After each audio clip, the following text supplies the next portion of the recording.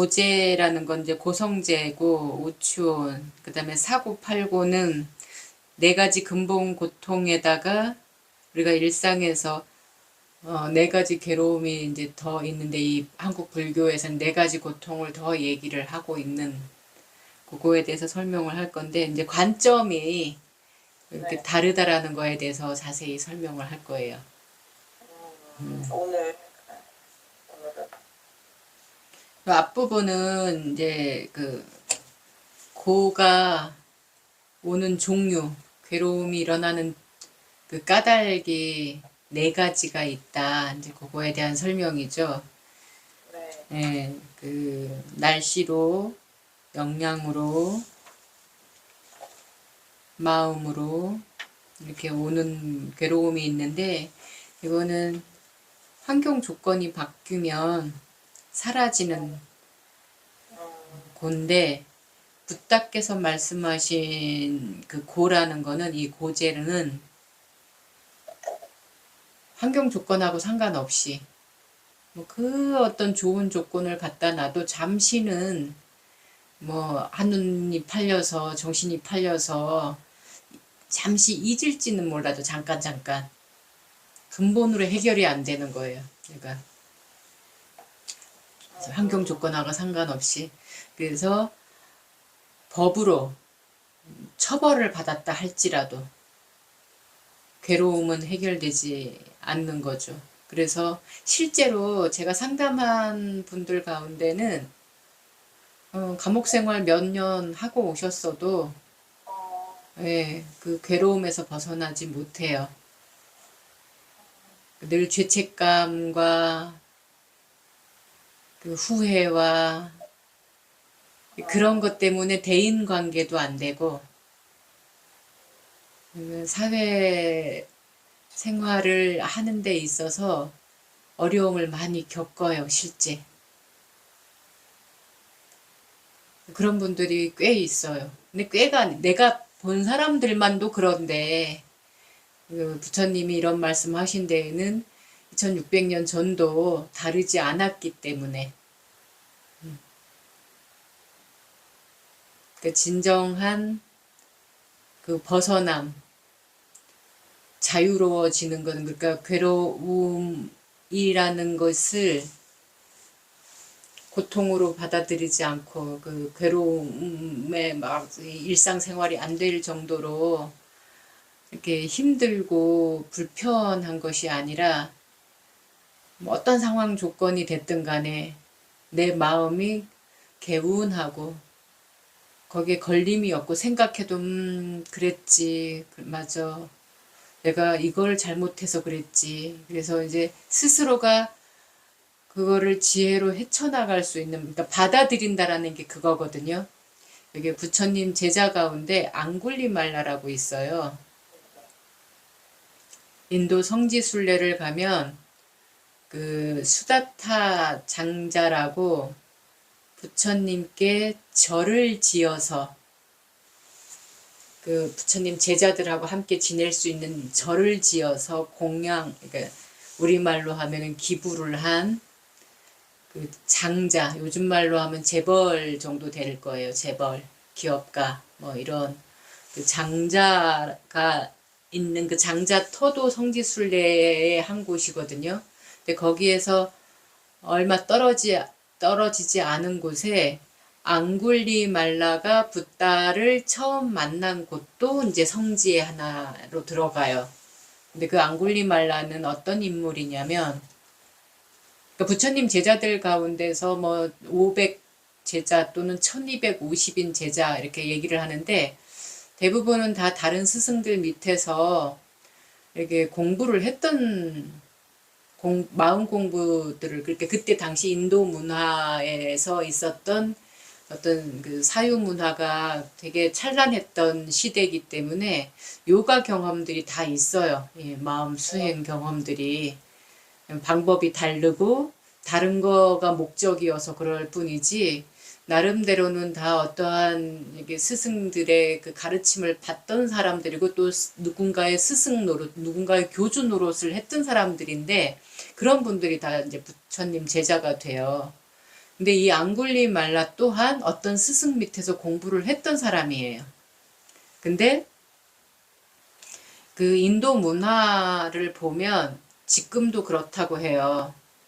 이제 바라문들은 특히나 그 계급 문화가 법으로는 없어졌지만 문화로 정서로는 남아 있다 보니까 이 우리는 지금 많이 없어졌죠. 그렇지만 우리는 보이지 않는 계급이 있어요. 네. 그 강남 파라군에 다니고 뭐 그런 우리가 흔히 얘기하는 인류 고등학교, 그러니까 인류 중고등학교, 인류 뭐 대학교 막 이렇게 나오면 자기네들 그 서클이 이너 서클이 따로 있다고 그러잖아요. 그래서 이 인도 또한 그런 계급이 보이지 않게 아직도 21세기 아직 이 시대에도 그게 남아 있어서 그 자기네 집 아들 가운데 아들이 뭐 하나가 됐던 세 명이 됐던 한 명은 무조건 어디다 공부를 보내오는 거예요. 이 제사장 그 역할을 할 수 있는 공부를. 그래서 학교로 보내기도 하고 어떤 훌륭한 스승이 있으면 그 스승한테 이렇게 유학을 보내는 거예요. 우리나라도 옛날에 조선시대 때 그 성균관 같은 데가 그런 데였잖아요. 그 유림 그 저기 양반 아들들만 가서 공부할 수 있는 그런 곳이었잖아요. 그런 것처럼 이제 그 인도에도 바라문 계급들 가운데서는 그 아들 가운데 하나를 어디 훌륭한 스승한테 이렇게 유학을 보내서 아예 그 집에서 먹고 자고 이렇게 생활하면서 이렇게 공부를 시키는 문화가 있었는데 이 앙굴리 말라도 어떤 다른 스승 밑에서 그런 공부를 했던 젊은 수행자였는데 되게 잘생겼나 봐요. 근데 이 스승의 아내, 그러니까 사모님이지. 스승의 아내 되는 그 사모님이 그 사모님의 아내가 이렇게 젊었나 봐. 그래서 이 잘생긴 그 당신 남편의 제자를 제자한테 연정을 품었던 거예요. 근데 이 제자가 안 받아들여 그거를. 몇 번을 시도를 했는데 안 받아들이니까 수치심에 자기 남편한테 일부러 자기 옷을 막 이렇게 찢어서 이렇게 풀어 헤쳐놓고는 자기 남편한테 당신 제자가 나를 욕보였다. 욕보이려고 했다. 이제 이렇게 모함을 해요. 근데 스승이 그 말을 듣고 공부를 너무 잘하고 똑똑하고 충실한 성실한 제자였는데 아내 말 듣고 단박에 내치지는 못하니까 나는 더 이상 너를 가르칠 게 없다. 너무 너가 뛰어나서 내가 더 이상 너를 가르칠 게 없는데 정말 그 마지막 한 방법만 있으면 너가 열반을 이룰 수 있는데 해탈을 이룰 수 있는데 그건 아무나 할 수 없는 정말 어려운 과제라서 내가 알려줄 수가 없다. 그리고 나는 너를 더 이상 가르칠 게 없다. 이제 이런 거예요. 그러니까 이 제자가 가르쳐 달라고 사정을 했을 거 아니에요. 그것만 하면은 해탈을 얻는다는데.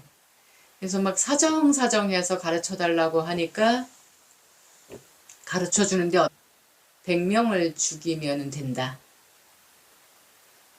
뭐 일설에는 1000명을 죽이면 된다. 뭐 이런 말도 있고 뭐 100명을 죽이면 된다. 이제 이런 그러니까 100명을 죽이면 네가 해탈을 이룰 수가 있다. 근데 사람을 이렇게 생각해봐라. 사람이 사람을 죽이는 게 쉽지 않지 않느냐. 그래서 어려워서 그건 비법인데 아무한테나 이걸 가르쳐 주는 게 청기누설 같은 일이라고 이제 얘기를 했겠죠. 그러니까 이 제자는 너무 순진하고 맑은 사람이어가지고 이걸 살인이다 이런 걸 생각하지 않고 내가 그냥 해탈을 이 스승이 나한테 어려운 거를 이렇게 비법을 알려줬다고 생각을 하고 그거를 실천을 해요. 그러니까 요즘 말로 하면 이제 연쇄 살인마가 된 거죠. 연쇄 살인마가 되니까 그 마을에선 더 이상 죽일 사람이 없어. 이제 막 밤만 저녁 이렇게 해만 지면은 문 다 걸어 잠그고 사람이 나오지를 않고 낮에도 사람들이 막 335 이렇게 떼지어서 다니고, 그러니까 여럿이 있을 땐 죽이기가 힘들잖아요. 그러니까 이제 죽일 수 없으니까 다른 마을 이렇게 이제 옮겨 다니면서. 그래서 그 나라에 이제 연쇄 살인마가 이제 소문이 난 거예요. 그 나라에서 큰 골칫거리가 위험 인물이 돼서 요즘 말로 하면 수배령이 내렸어요. 수배령이 내려도 아무도 그 두려움과 공포에 그 사람을 잡을 수가 없어. 그래서 나중에는 막 군대를 풀을 정도로 이렇게 이제 잡으려고 하는데, 이 소식을 이제 부처님도 들으셨겠죠. 그래서 부처님이 사는 마을까지 또 이제 이 앙굴리말라가 그 연쇄살인마가 나타났다라는 이제 소문을 들으신 거예요. 그래갖고 99명까지 죽였어요. 그 앙굴리라는 말은 이 손가락이라는 말이고, 말라라는 말은 목걸이라는 뜻인데, 그러니까 손가락으로 목걸이를 걸은 사람이라는 뜻인 거예요. 앙굴리 말라라는 말이. 그러니까 요즘 같으면은 이제 뭐 묻지마 살인 뭐 이런 식의 닉네임이 붙은 거죠, 이제. 그래서 이 앙굴리 말라를 잡으려고 이제 이렇게 나라에서 이제 막 난리가 나 있는데, 부처님도 그 소식을 듣고 앙굴리 말라는 이제 막 마음이 다급해진 거야. 그러니까 어떤 기간이 있었는가 봐. 그 기간 내에 이 100명을 죽여야 된다 이런 적인데, 기간은 다가오는데 죽일 사람이 안 보이는 거예요. 다 그냥 문 걸어 잠그고 사람 구경을 못할 정도로 돼 있으니까, 이제 그래서 하다 안 돼서 자기 엄마를 죽이려고 하는 거야, 이제. 그러니까 엄마라는 생각조차도 없고 내가 해탈을 이루기 위한 방편이 되는 거죠. 이 대상이. 내가 나의 해탈을 이루게 할 대상으로만 보는 거죠. 그러니까 사이비에 빠지면 그렇다고 하잖아요. 그러니까 이 앙굴리말라도 완전히 잘못된 가르침의 그 스승을 너무나 믿어가지고 그냥 그걸 이루려고 해요. 그래서 그 엄마를 죽이려고 이렇게 가는 길에 부처님이 미리 그 길목에서 기다리고 있어요. 일부러 만나려고. 아무도 연쇄 살인마를 만나거나 맞닥뜨리려고 하지 않는데, 부처님은 홀로 이제 그 맞닥뜨리러 가시는 거야. 그래서 이제 인도에 가면 그 앙골리 말라를 만났던 곳, 이렇게 처음 만났던 곳이라고, 그래서 이제 거기가 성지인데, 만났는데 그냥 부처님이 쓱 지나가요. 그냥 눈앞에서 쓱 지나가니까 앙굴리말라가 잘 됐다. 그래도 어머니를 죽이는 일은 조금 찜찜했는데, 어머니 대신 저 사람을 죽이는 게 그래도 내가 좀 낫겠다 이런 생각을 하면서 칼을 들고 이제 죽이려고 막 쫓아가는데, 부처님이 두려워하지도 않고 뭐 놀라지도 않고 겁을 내지도 않고 무서워하지도 않고 그냥 담담하게 뭔 일이 있었어 하는 식의 있는 취급도 안 하고 그냥 쓱 지나가니까, 분명히 봤음에도 쓱 지나가니까 오히려 더 너무 반응을 안 보이니까 오히려 두려움이 있는 거예요. 그래서 멈춰라 그랬는데도 부처님이 신경도 안 쓰고 그냥 쑥 지나가면서 막 쫓아가면서 멈춰라 하는데도 나는 이미 멈추었다. 멈추지 않은 건 그대다. 이제 이런 식의 알듯말듯한 말만 하고 쓱 지나가니까, 몇 번 이제 그렇게 하니까 이제 그때서야 정신이 차려진 거야. 자기가 두려워지는 거죠. 그래서 가서 그 앞에 가서 무릎을 꿇고 그게 무슨 말이냐. 가르침을 달라 이제 이렇게 된 거예요. 자기가 한 짓에 이제 어떤 수치심이 확 올라온 거죠. 그래서 무릎을 꿇고 무슨 말이냐고 그러니까, 나는 탐욕의 불길이 멈추었고 성냄의 불길이 멈추었고 어리석음의 불길이 멈추었는데, 그대는 탐욕의 불길로 달려가고 있고 성냄의 불길로 멈추지 않고 달려가고 있고 어리석음의 불길이 멈추지 않고 달려가고 있고, 이제 이런 말 하니까 그래도 기본 정신이 사유의 공부를 했던 사람이니까 그 말을 빨리 알아들은 거예요. 그때서야 이제 뉘우치면서 자기와 같은 사람도 제자로 받아줄 수 있냐고. 그래서 부처님이 제자로 받아줘요. 그래서 부처님 사원을 같이 데리고 가. 기원정사 그 제따와나라고 하는 곳에 같이 데리고 가요. 그래서 이제 같이 그 사원에서 살고 탁발도 이렇게 나가고 그러는데 이제 마을을 도시에 이제 막 소문이 나죠. 부처님이 연쇄살인마를 숨겨줬다. 이렇게.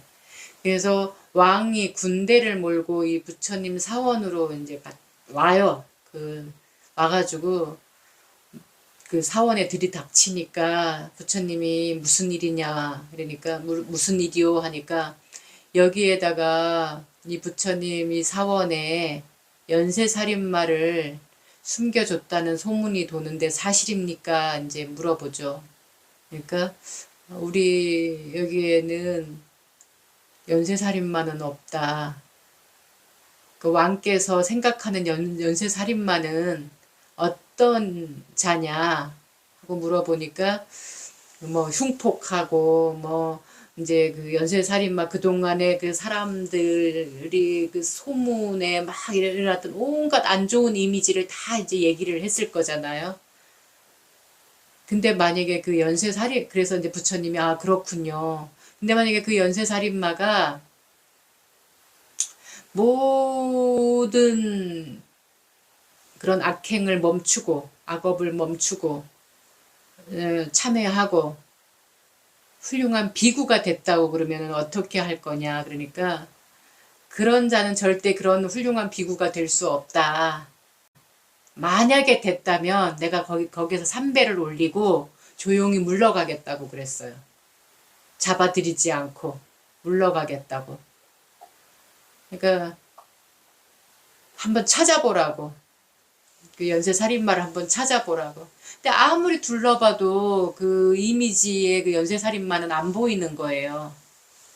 여기는 없는 것 같습니다. 이제 소문이 잘못된 것 같다. 이제 이렇게 하니까 부처님이 왕께서 얘기하던 그 연쇄살인마 전생의 그 연쇄살인마가 바로 그 옆에 앉아 있던 비구다. 그 스님이다. 이제 이렇게 하니까 너무 다른 거죠. 사람이 완전 180도로 달라진 거죠. 그래서 삼배를 올리고 군대를 데리고 그냥 물러가요. 그래서 이 앙굴리말라는 자기의 죄 이런 거를 나는 이제 아라한이 됐어. 나의 죄를 묻지 마. 이게 아니라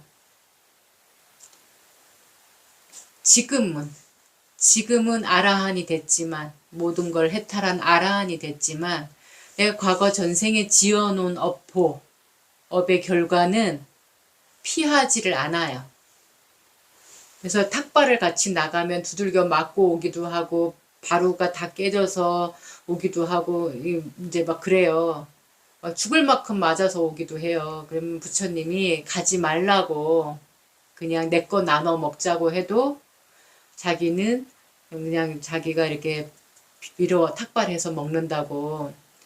그러다가 어떤 일이 생기냐면은 임산부가 이 앙굴리말라를 보고 놀래서 애가 떨어질 뻔했다고.